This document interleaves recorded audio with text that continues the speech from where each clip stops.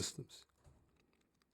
The talk you're about to witness challenges all of us to reframe legacy building through the lens of equity and empowerment. The person I'm going to bring on stage is an investment manager, personal financial planner with over 20 years of experience, founder of WealthFin 360, a passionate advocate for financial literacy and economic equity. It's an honor, a pleasure, a privilege to bring to the stage a dear friend. Will you please welcome the one and only Samanda Morales.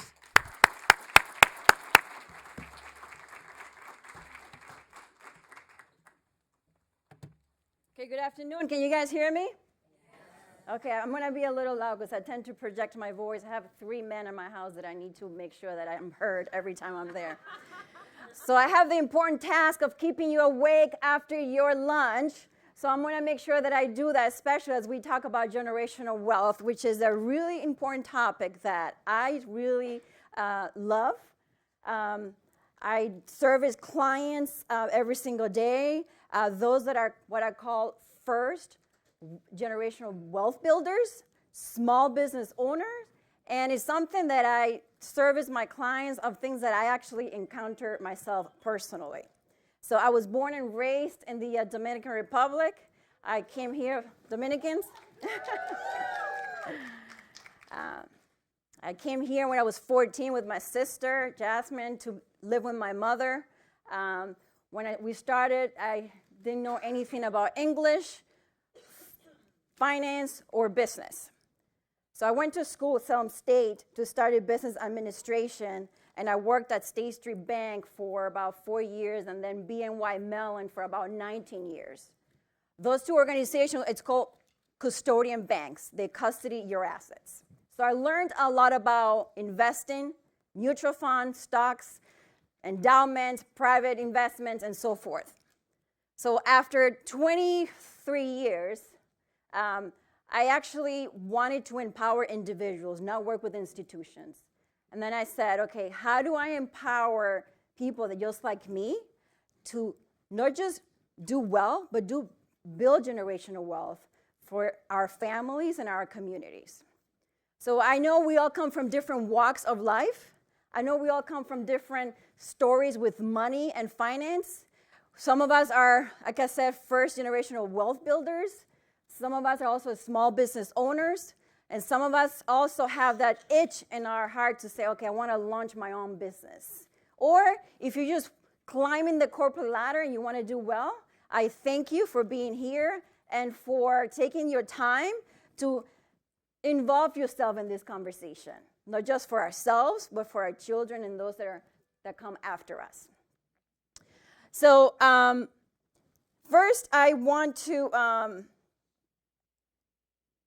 emphasize that I'm a person that likes to have actionable and intentional items. So I'm going to leave you with some actionable items that you can take home today. Then we're going to explore our mindset, financial planning, and ownership. That's going to help us reshape our financial future. But before I get started, I want to kind of talk about where we are today as a community. In Massachusetts, the net worth for Latinos, net worth is basically your assets minus your liabilities, what you own versus what you owe. It's $9,300. Is anyone surprised?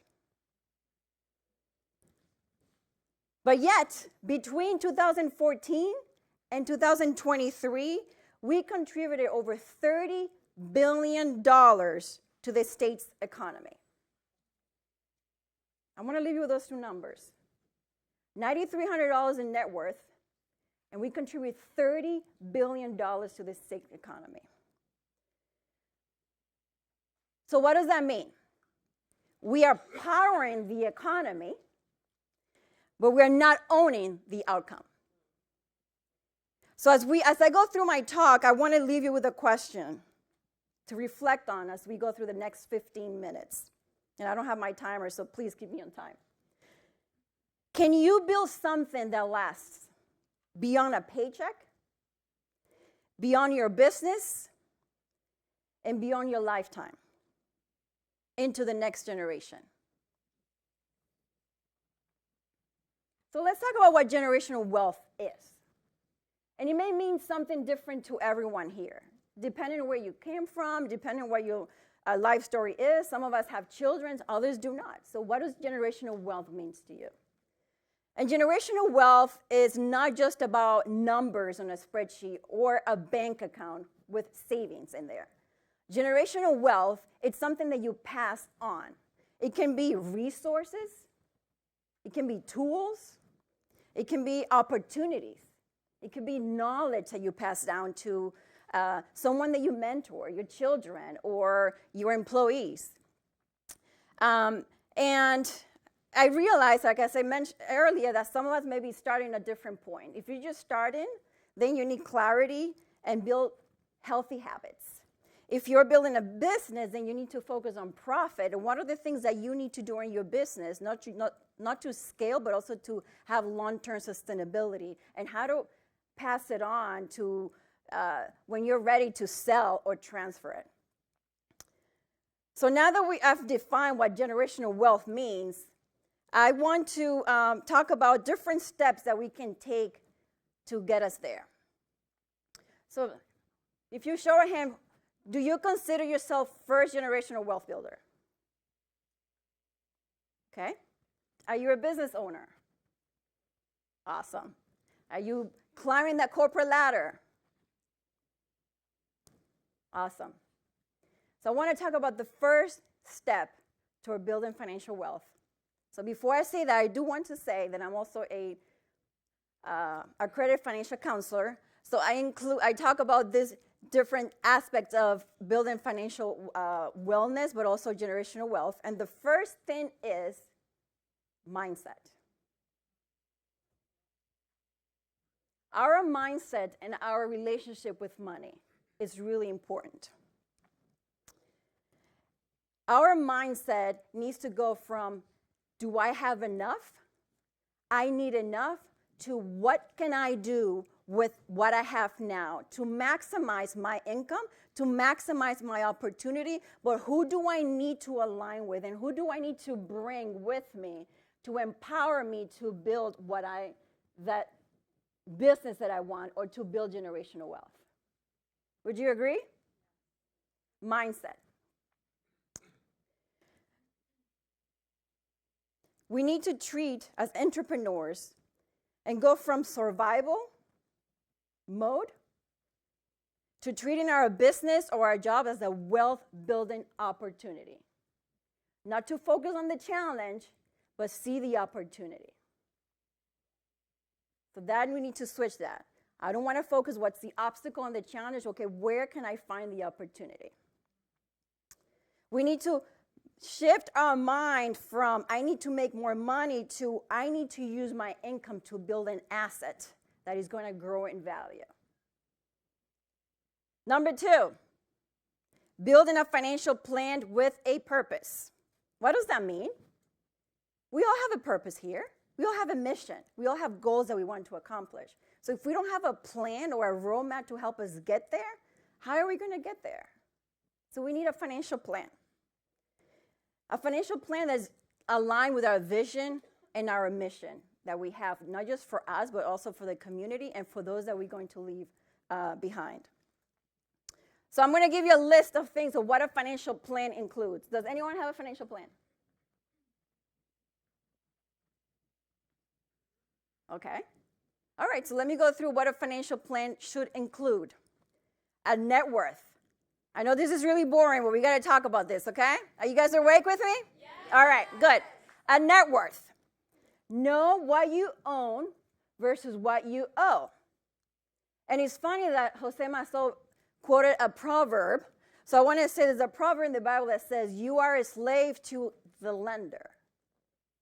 You are a slave to a lender. So the more money you owe, the less money you have to create opportunities. So that net worth is the beginning. Understanding, okay, what do I own and what do I owe? And how do I minimize what I owe to maximize what I can own?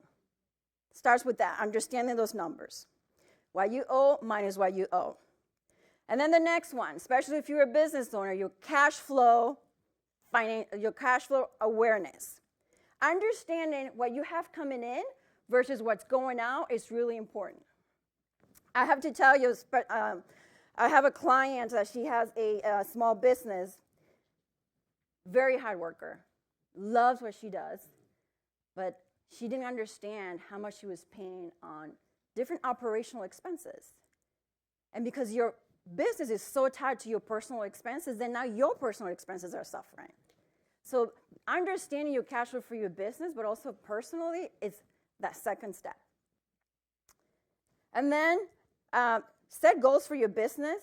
If you need to buy a property, if you need to invest, if you need to bring more employees or partners to align with you in the business so you can grow, it's important. An investment plan, risk protection, and legacy planning. So I'm going to go a little bit faster here because I have other things that I want to make sure that I include. Number 3, owning appreciating assets. Ownership creates wealth. Can we say that again? Ownership creates wealth. So what are the things that we can own? Real estate? You can buy a property. If you don't have enough money to buy a property, you can invest in real estate through a real estate investment trust. You can go online and invest in properties that other people manage. So there's 2 different kinds of investing in real estate. Stocks and investing in business. Your own business, or you can invest in someone else's business.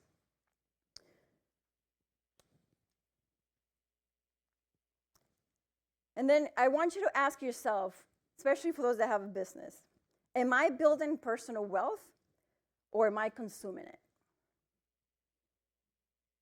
Am I building wealth or am I consuming everything that I make? So if you're a business owner, you need to pay yourself first. Set up a retirement account. There are things that are specifically for small business owners. It's called SEP IRA or a solo 401k. SEP IRA or solo 401k. Invest outside of your business in those accounts so you can have something else. You've heard about don't invest all of your eggs, don't put all your eggs in one basket. Put it in different baskets in your business, but also have that outside investment account. And then have a plan for succession. Are you going to transfer your business? Are you going to sell it someday? You need to have a plan for that. And then I want to give you a number. And this is something, again, that I talk to all my clients when I'm talking about building wealth. We have the understanding and also the misunderstanding that you need a lot of money to build wealth or start investing, and you don't. So I want to give you an example of, am I going backwards? Okay, I'm going to start with this. Don't look at the left-hand side because I need to, those assumptions. So this is a projection of how much money you could have in 30 years. And I know 30 years sounds a lot, but if you're 20, you're going to be 50 in 30 years. So here are the assumptions. You are investing $100 to begin with, and you are saving $50 every 2 weeks. Is that feasible? And you let it grow for 30 years. What's the number that you see there? $500,000. That's just investing $50 every 2 weeks. So longevity and investing in the market will definitely help you accelerate that wealth building trajectory. The fourth one is financial literacy.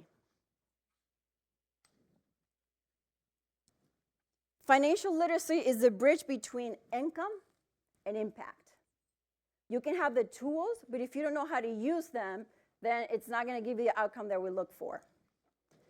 And I want to share the following statistics when it comes to lack of understanding of how to manage our own wealth or those of our children. 70% of wealth is lost in the second generation. I could work really hard to build wealth, pass it down to my children, 70% of them will lose it. 90% will lose it by the third generation. So we definitely need to communicate with our children, our families, but also mentor other people, mentor young people, especially that financial literacy is not a requirement nowadays in the schools. We need to educate, we need to pass down. Again, it's not just money, it's knowledge, opportunity, mentorship, coaching. It's on us to empower that next generation so they don't have to start from ground zero like we did. So let's change that. We need to have these conversations. I grew up in a household that you just don't talk about money. Did you grow up in a home where you just don't talk about money? You hide it. If you're struggling to pay bills, you hide it. No, we need to talk about it as a family. We're not broke. It's just not within our budget this month. Let's have an empowered mindset of wealth building. So the last one is take an imperfect step. Consistency is what matters. It's not how you start, it's how you maintain it. And I want to leave you with these 3 things that you can start doing tomorrow. Write down 3 goals. Start contributing to an investment account or retirement account.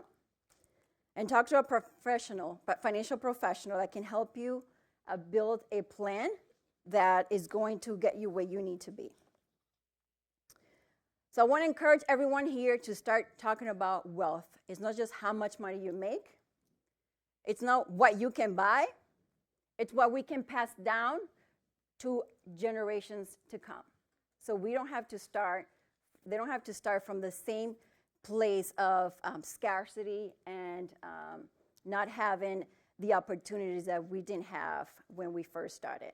So I want to thank each one of you for your attention and for staying awake through this presentation. So I hope that you took away some stuff with you.